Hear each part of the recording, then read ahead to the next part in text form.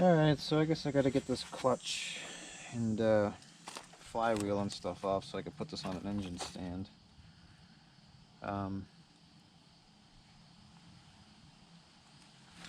Yeah, because this is aluminum, right? So I don't really want to hang the engine off of this. I don't think it'll last very long.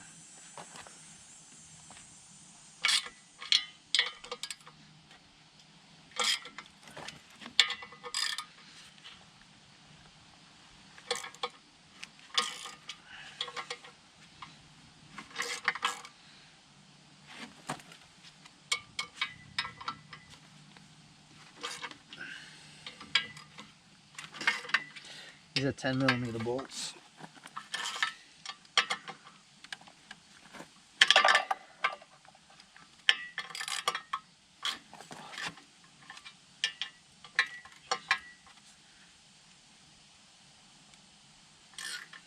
Are you kidding me? A brand new freaking socket.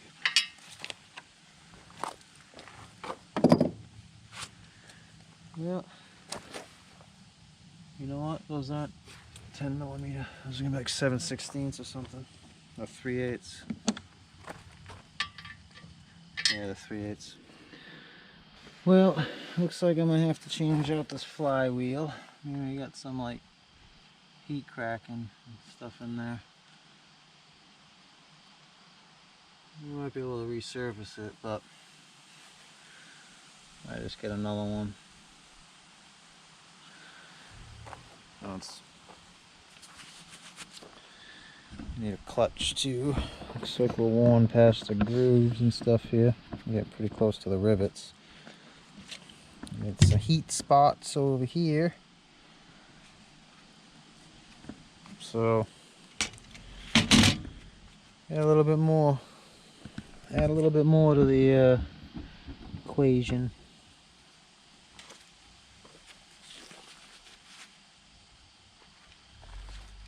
So I believe these are 18mm. I don't have to worry about turning the engine over.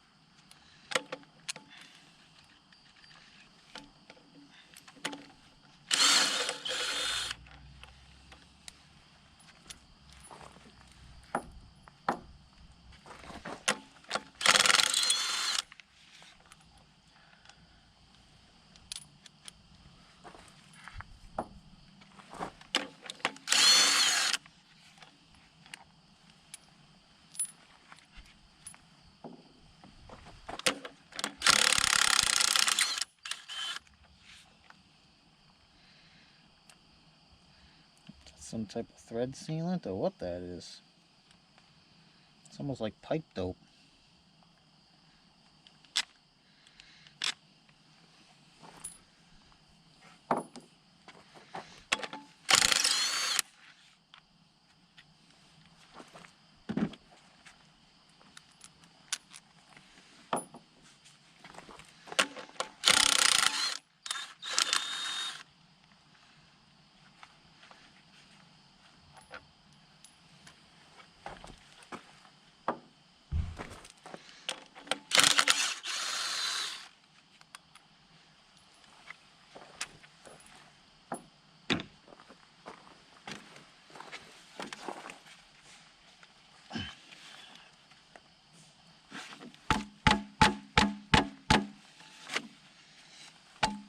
I have to get a pry bar or something.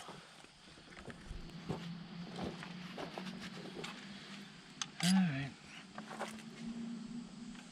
Threads on there too. So these are all 15mm.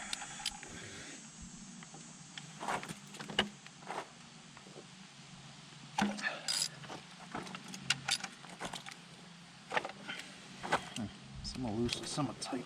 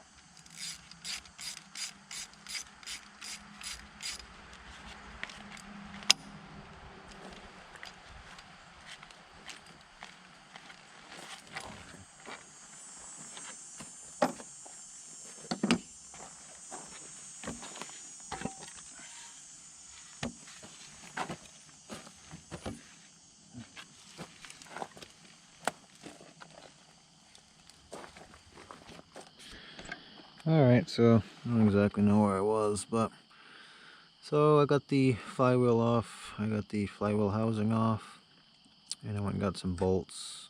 I got 3.5-inch bolts, so, or 90mm M12 by 1.75. So I bolted up my Harbor Freight engine stand bracket. So we'll see if it holds. This is about the only orientation I could get it where it actually reached 4 bolt holes. So yeah, it kind of is what it is, I guess. So yeah, I guess that's what we're gonna go with. I mean, it's gonna spend most of its time upside down anyway, so I don't really think it matters too much.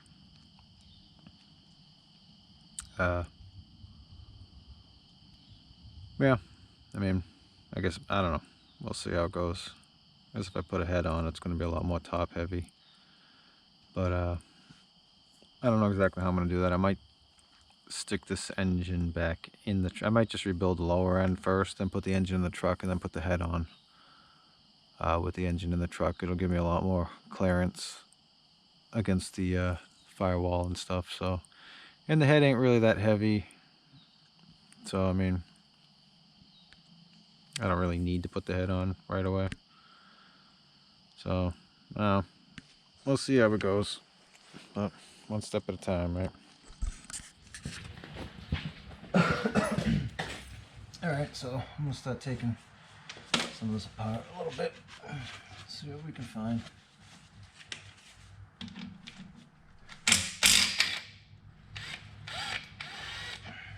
going to take the girdle off.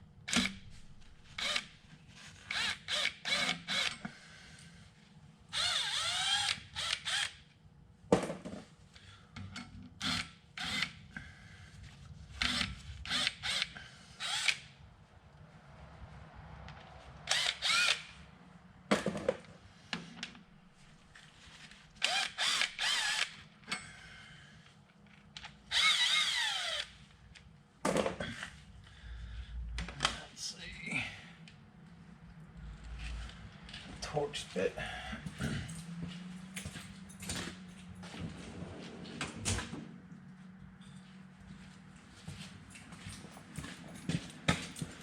So all those sockets on the block earlier, 13 millimeter. This is a lucky guess, and that's a T50.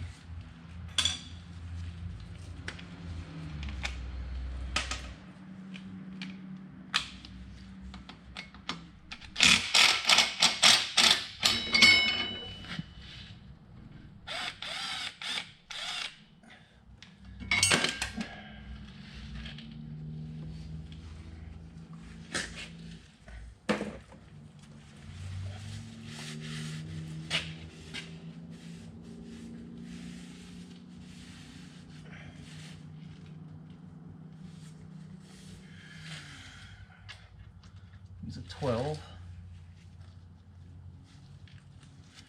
My connecting rods. Caps.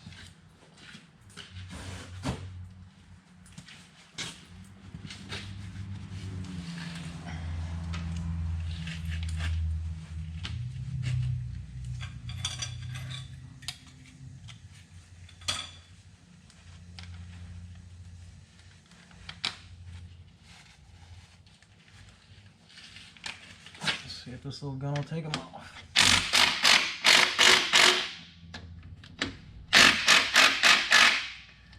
Nope.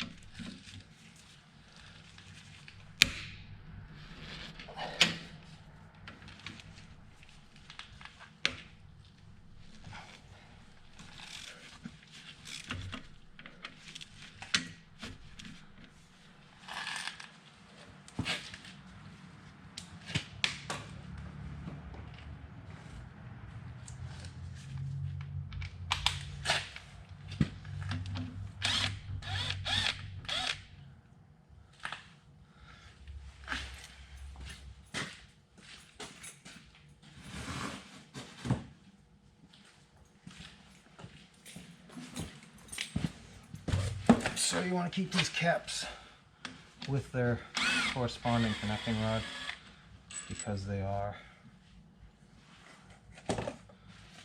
split, fracture split caps, whatever you want to call them. And they need to be with the correct rod because they break in a specific pattern.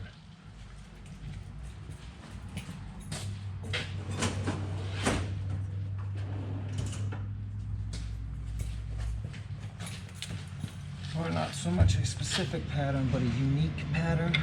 So when they break, they pretty much have to stay with the other side. Otherwise they won't line up right.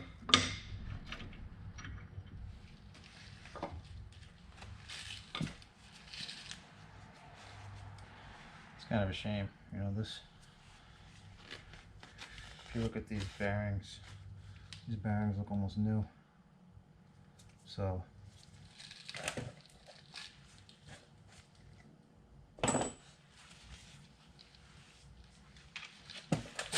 it's kind of sad.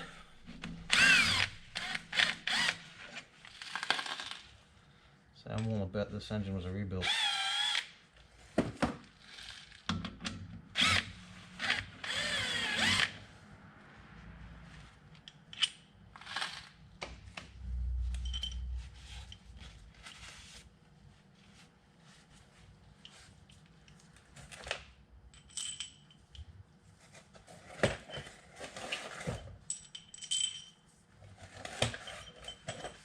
So, number 2 and number 5.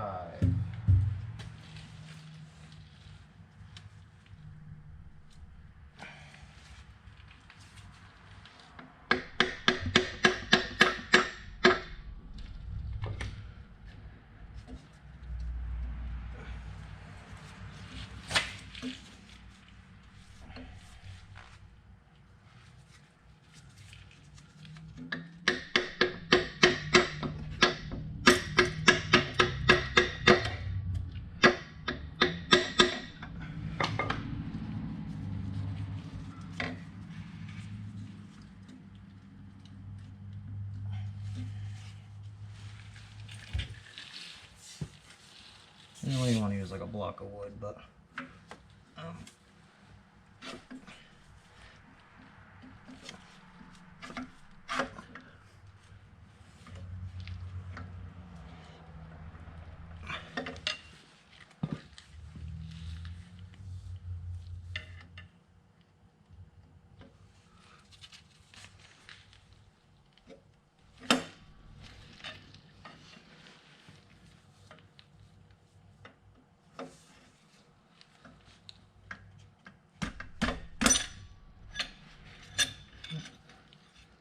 just knocked out the bearing as well. Open it.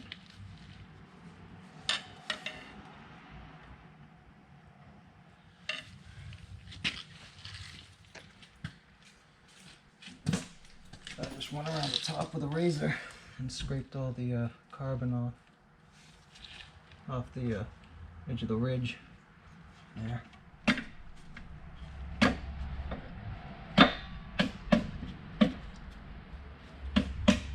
That was what my problem was.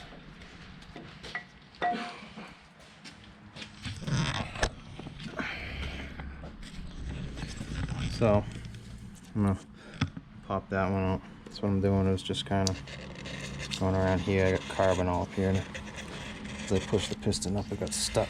So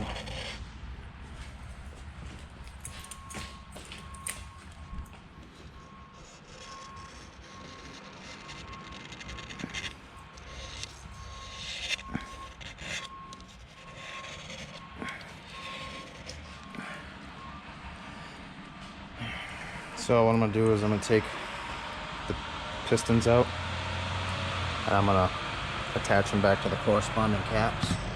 And then you see, I mean, that bearing looks almost new. It's got a little bit of scuffing, but it looks very newish. So that's where I'm at the moment. Okay, so I found the problem. This is 2 rod bearings that managed to get themselves welded together. The lower one that was on the cap got spun around and then shoved into the upper one on the number 4 rod bearing. So that's what my problem was. Yeah, they're stuck together pretty good. So I mean, they're sort of seized in there. It's basically the bottom one, the bottom bearing in the cap. Let's see if I can find the piston. 1, 2, 3. Maybe this one. So you can see all the scoring that's in there. So it's basically the one on the cap got ripped around and forced into the one that was on the top part of the rod, and it just locked up. So yep, that was the issue. This right here is the number 1 piston, and you can see that rod bearing was obviously getting some type of wear. I mean, it's scored pretty good, so I'm pretty sure that crank's gonna be messed up there also. We have been finding some little marks here and there of things. Where are we? When I took the oil, the rear main seal housing off, I saw that somebody had, it looks like, tried to pull the seal out with a screw, and they screwed up the sealing surface of the crank as well doing it. So that isn't going to seal right like that. Come up here. So piston 4 right there. I don't know if you can see it, but the crank's pretty scored up right there. So yeah, there's little chips and stuff in there. So yeah, that was basically what all my little flakes were that were inside the oil pan. So yeah, so something kind of interesting. The little nozzle that you got right there, those are the J-jet nozzles. they're in the high output engines, at least in the earlier ones where they had the high output and then the standard output. So you had two different types of cooling. You had either the J-jet nozzle, which is that one which squirts up into the piston, or that little blue dot next to it.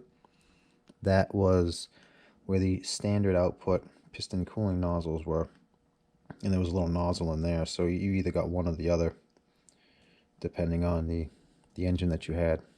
So if it was a standard output, it had a little tiny brass nozzle right there where the blue dot is, and that's in the block right above the main cap, around the main bearing. And then the high output had the J-jet nozzles. So that's one way you can tell what you got. The pistons were different too, because you got this little notch in them for that J-jet to actually kind of fit up in there. So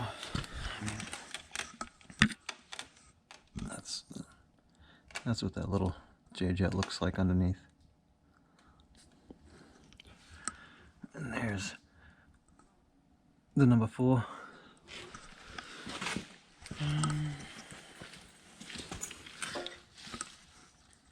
The number 1 don't look bad. I mean, I don't really see any real scored areas, so I don't know if it was just starting. It didn't look too bad. I don't know what the main caps are what the main bearings are gonna look like. I'm hoping that those aren't too bad. I'm kind of leaning towards not using this crank anyway at this point in time, just because it needs some work. I mean, I could see what it would cost to repair it, but I don't know if I'm going to use it. I might just use like a 24 valve crank.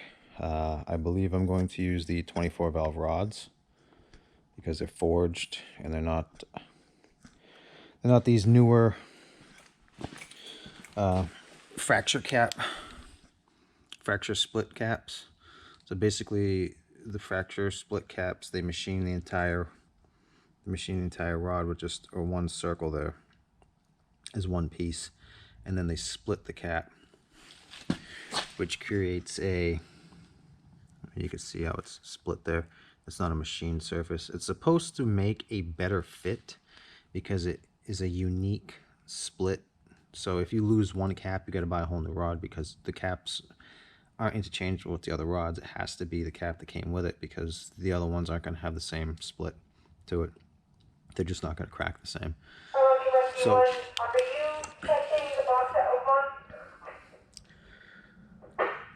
So basically these newer rods, when they're breaking, they're just kind of shattering and they're just breaking right off.